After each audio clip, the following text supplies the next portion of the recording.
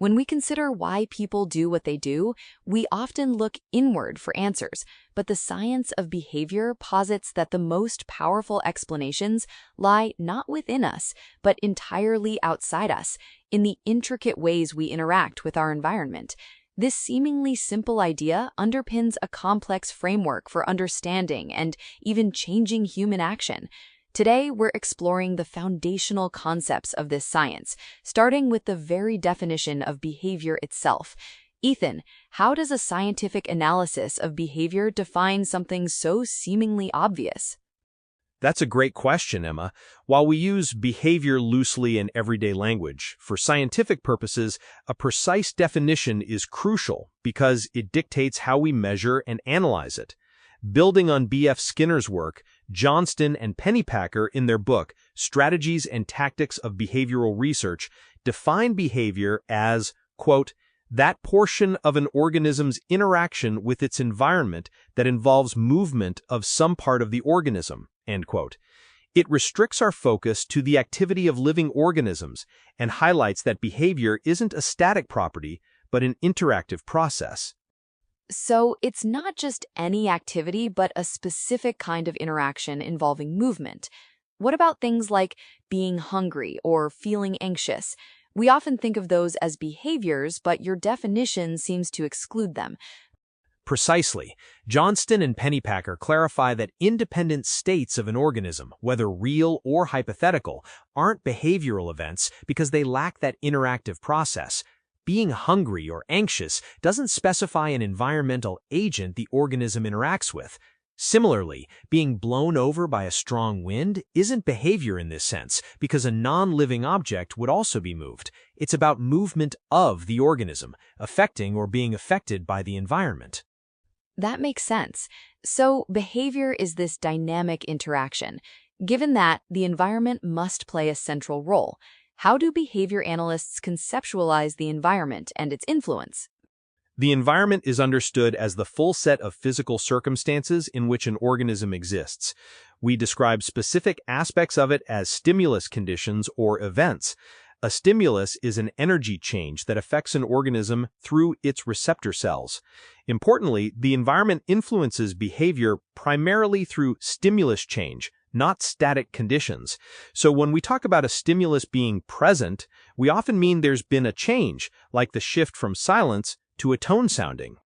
And these stimuli can occur before a behavior or after it. That brings us to antecedents and consequences, which are fundamental in behavior analysis. Exactly. Antecedents are environmental conditions or stimulus changes that exist or occur prior to a behavior of interest. They set the occasion. Consequences, on the other hand, are stimulus changes that follow a behavior. While all behavior occurs in the context of antecedents, consequences are particularly crucial for understanding how behavior is learned and maintained. This leads us to two main types of behavior: respondent and operant. Let's break those down. What's the difference between respondent and operant behavior? Respondent behavior is behavior that is elicited by antecedent stimuli. These are our reflexes, genetically endowed, unlearned responses like blinking at a bright light or salivating at the smell of food. No learning is required for these. Operant behavior, in contrast, is primarily determined by its history of consequences. It's selected, shaped, and maintained by what happens after it occurs. Think of a baby batting a mobile. The movement and sound are consequences that influence whether the baby will bat it again. So, reflexes are respondent, while most of what we think of as intentional actions, like talking or walking, are operant. This distinction seems to hinge on whether the behavior is elicited or learned through consequences, and it's these consequences that form the core of operant conditioning. That's right. Operant conditioning refers to the process and selective effects of consequences on behavior.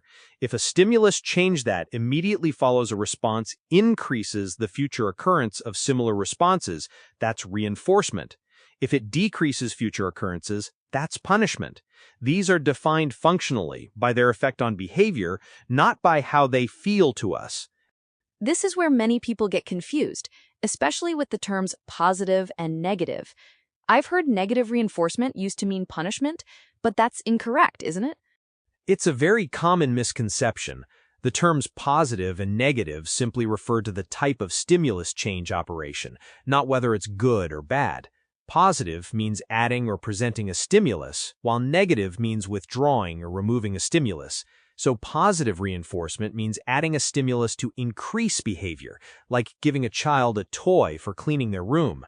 Negative reinforcement means removing an aversive stimulus to increase behavior, like silencing an annoying alarm by pressing a button.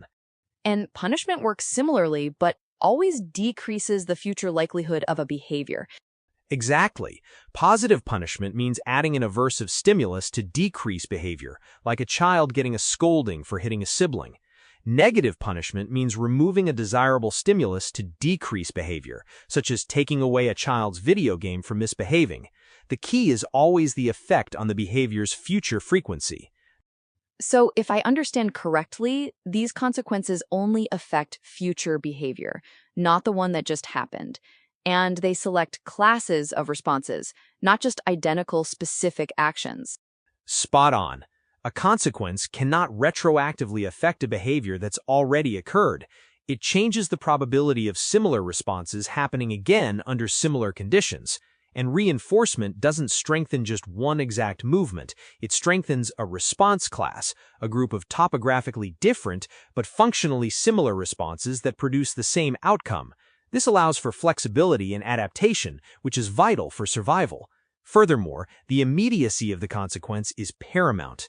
Consequences that are delayed by more than a few seconds have a much weaker direct effect.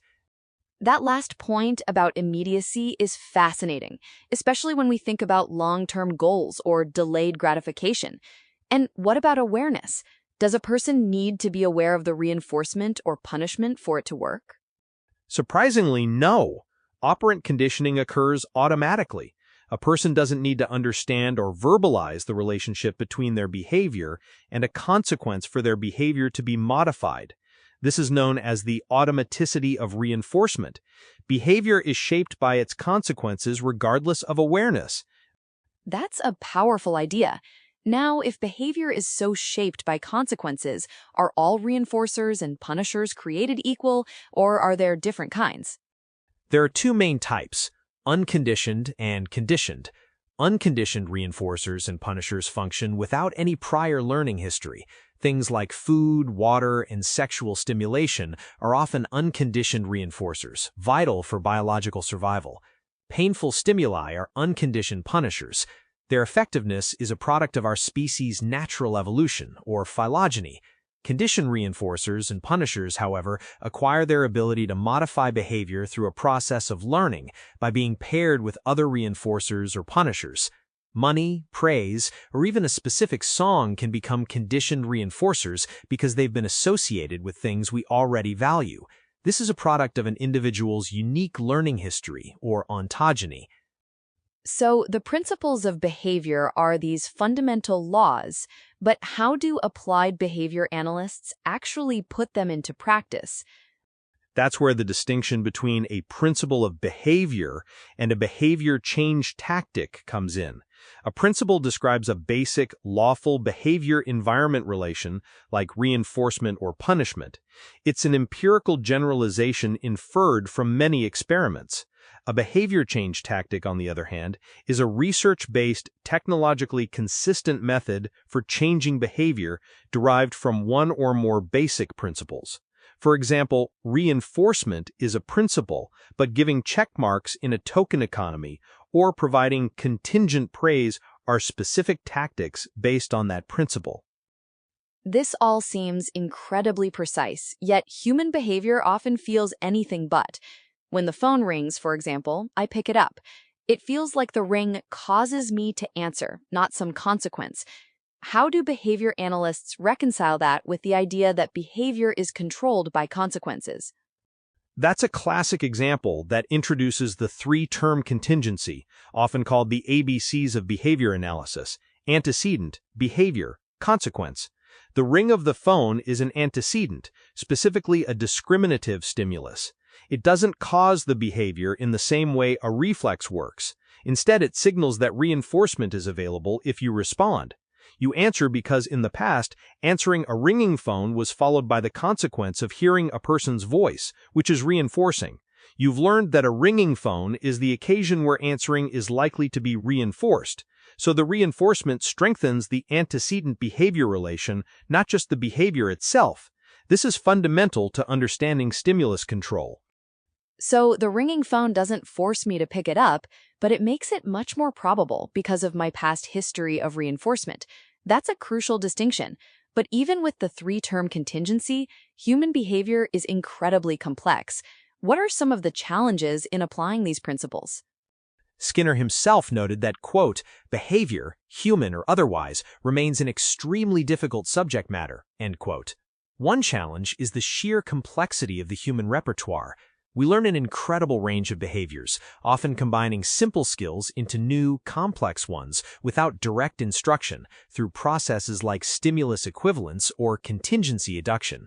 Verbal behavior also adds layers of complexity. We can follow rules without direct experience of the contingencies, for instance. And it's not just the individual's repertoire, but the web of controlling variables, right? It seems like there's never just one simple cause and effect. Precisely. Behavior is almost always a function of multiple variables, and a single variable can affect multiple responses. We see joint control, where two separate forms of verbal behavior combine to control a response, and concurrent contingencies are always at play. Multiple factors vie for control of our behavior. For example, returning a borrowed tool might be reinforced by a neighbor's gratitude and the removal of guilt. Applied settings are noisy with these interacting variables, making analysis and intervention challenging. So, behavior analysts are working in a very intricate landscape. What about individual differences? People react so differently to the same situations. Individual differences don't invalidate these principles. They highlight the importance of unique learning histories.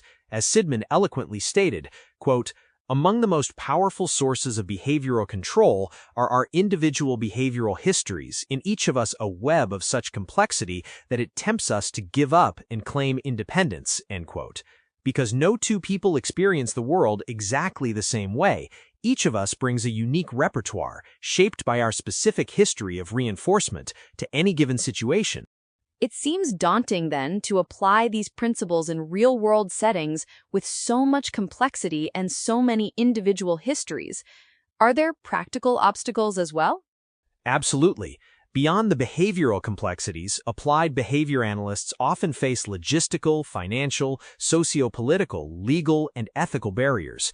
Limited resources for data collection, resistance from participants or the public, and ethical considerations can all constrain effective intervention.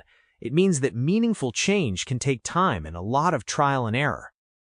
So, while the science provides powerful insights into how behavior works, applying it to the vast, complex, and unique tapestry of human life remains a significant but ultimately rewarding challenge. Indeed, as Tony Nevin observed, much like understanding the laws of evolution doesn't diminish our appreciation for the natural world, understanding the laws of behavior only deepens our appreciation for the complexity and wonder of human activity. Our knowledge is ever expanding.